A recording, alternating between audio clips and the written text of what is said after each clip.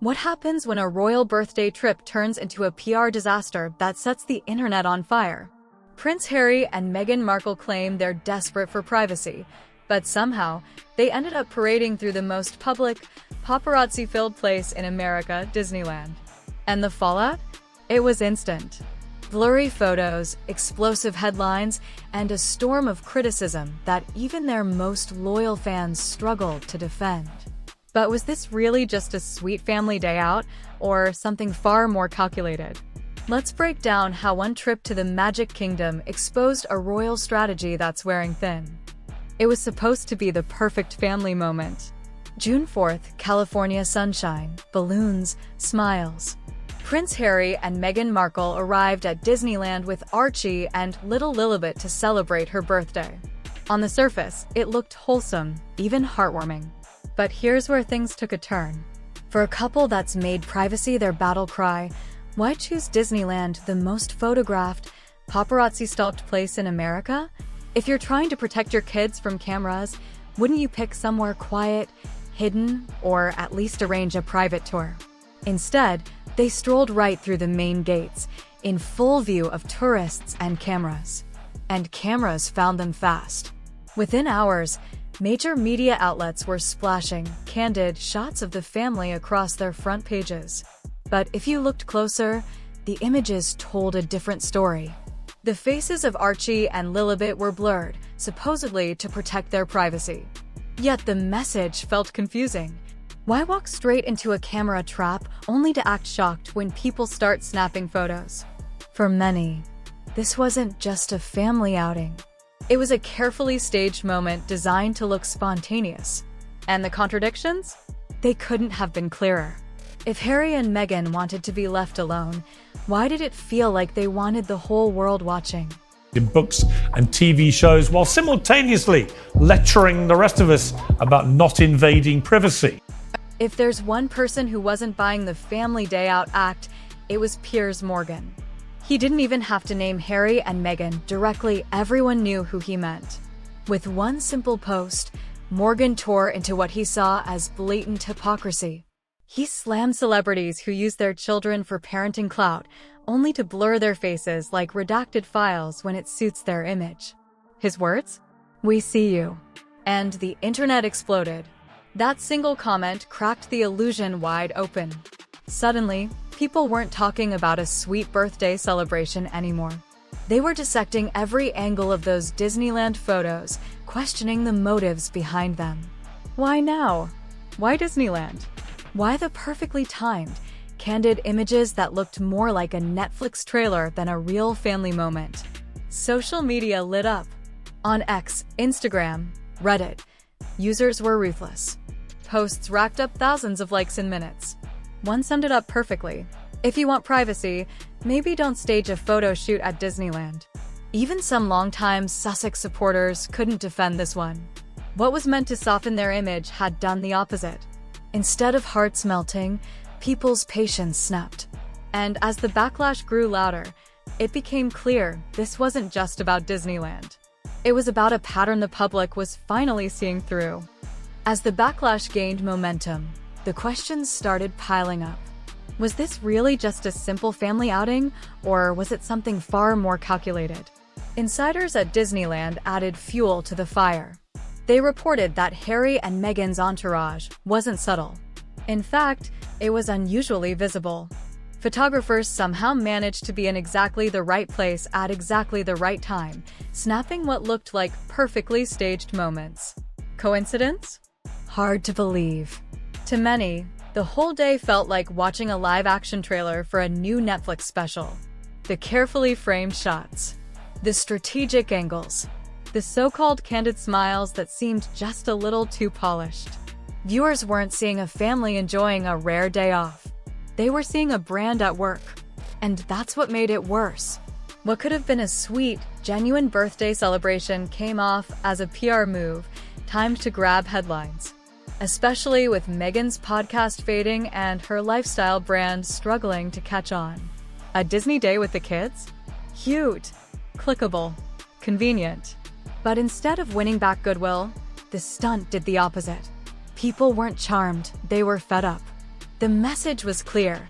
If every family moment looks like a photo shoot, how can anyone believe it's real?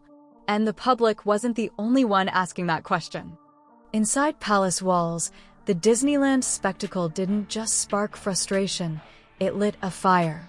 For King Charles and Prince William, the timing couldn't have been worse. Just days before Trooping the Color, one of the monarchy's biggest annual events, Harry and Meghan's outing felt less like coincidence and more like sabotage.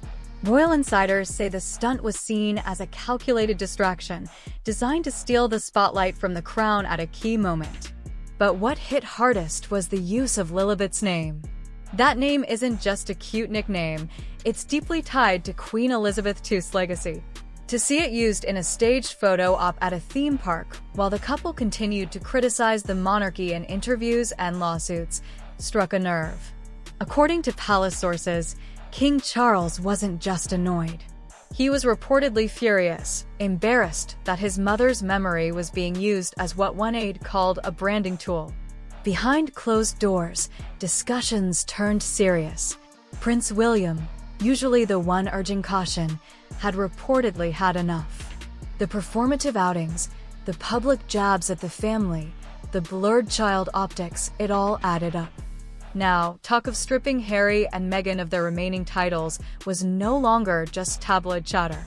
Senior royals were considering real action, because at this point, even the palace was done playing nice. If Harry and Meghan hoped the Disneyland outing would warm hearts, they miscalculated. Even some of their loyal fans began to struggle to defend them. What started as curiosity turned into eye-rolling as the same pattern became impossible to ignore. Every time a project flops, a podcast that fizzles, a brand that barely makes a splash, out come the kids, out come the cameras, and suddenly there's a new set of candid family photos making the rounds. Social media called it out fast. One post summed up the mood perfectly. When the brand tanks, the kids magically appear. Others compared the stunt to Kardashian-level PR with a royal twist. Thousands of likes, hundreds of comments. And this time, the outrage wasn't just coming from critics. Even longtime supporters of Harry and Meghan started to admit the contradictions were too blatant to ignore. How can you file lawsuits against media outlets for invading your privacy one day, and the next stage, what looks like a made-for-Netflix photo op at one of the most public places on Earth? People weren't just frustrated, they felt played. And this growing resentment wasn't just about one day at Disneyland. It was about a pattern, a cycle of curated family moments, blurred faces, and media storms that people were starting to see for exactly what they were, calculated moves dressed up as real life. As the backlash swelled, the drama didn't stop at social media. Behind the scenes, tensions flared into legal territory. According to reports from UK media insiders, Harry and Meghan weren't just frustrated by Piers Morgan's biting commentary, they were considering legal action. After all, Morgan's words didn't just sting, they spread. His posts ignited a firestorm of criticism that no amount of damage control could contain. But if the Sussexes thought legal threats would silence Morgan, they misread the room. Morgan has faced their pressure before, most notably after Meghan's infamous Oprah interview, when he refused to back down and walked away from Good Morning Britain rather than bend the knee. Now, with a larger platform and an even more defiant attitude, Morgan was ready to fight back. He wasn't just mocking their contradictions, he was exposing them, piece by piece. At the same time, palace insiders say senior royals were exploring their own legal and institutional options. Stripping Harry and Meghan of their remaining titles was no longer an empty threat whispered behind closed doors. It was on the table, for real. The Disneyland episode, seen as the latest in a string of staged, attention-seeking stunts, might just be the final straw. Because this time, even the monarchy's famed restraint was starting to crack, and the fallout could be historic. The Disneyland outing didn't just spark headlines, it peeled back the curtain on a bigger problem, a royal brand that's rapidly losing its grip. What once looked like a bold escape from tradition now feels more like a marketing machine stuck on repeat. The Netflix deal? The shine is wearing off. The Spotify fallout? A reminder that big promises don't always equal big results. Meghan's podcast and lifestyle brand? Both quietly fading from relevance. And with each flop, the fallback seems painfully predictable. Roll out a new family photo op, blur the kids' faces, and let the media frenzy do the work. But this time, people weren't buying it. The public had seen too many staged moments, too many contradictions, and too many carefully timed, candid shots. Even the tabloids, always hungry for royal drama, sounded bored. The headlines weren't glowing. They were skeptical, even critical. What's left when the audience stops caring? That's the question Harry and Meghan are now facing. The narrative that once painted them as victims of a cruel system has started to crumble.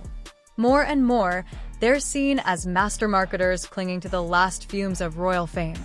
And the cracks in their strategy aren't just visible, they're widening. Because when every move looks like branding, even the drama loses its power. The Disneyland episode didn't just spark a few angry tweets or critical headlines, it marked a turning point. What was once seen as bold rebellion now feels like tired theatrics. Even supporters are asking, what do Harry and Meghan actually stand for anymore? The Netflix documentaries, the Spotify breakup, the failed podcast, the struggling lifestyle brand. It all points to a brand that may have overestimated its staying power without the royal machine behind it. And now, even the palace is running out of patience. Prince William, usually the voice of caution, is reportedly leading calls to take real action. Senior royals who once hesitated to escalate the feud are said to be exploring legal and institutional steps to finally draw a clear line. The talk of stripping titles isn't just tabloid chatter anymore, it's a real possibility. For Harry and Meghan, the question looms larger than ever. If they truly want privacy, why does every move feel like a scene from a scripted reality show? Because from where the public stands, this isn't about healing or family or even freedom. It's about headlines. And the more obvious that becomes, the more people are tuning out. So now the spotlight is fading, and what comes next might just define how this royal saga is remembered. So what do you think? Was this just an innocent family day out, or a carefully staged PR move? Drop your thoughts in the comments.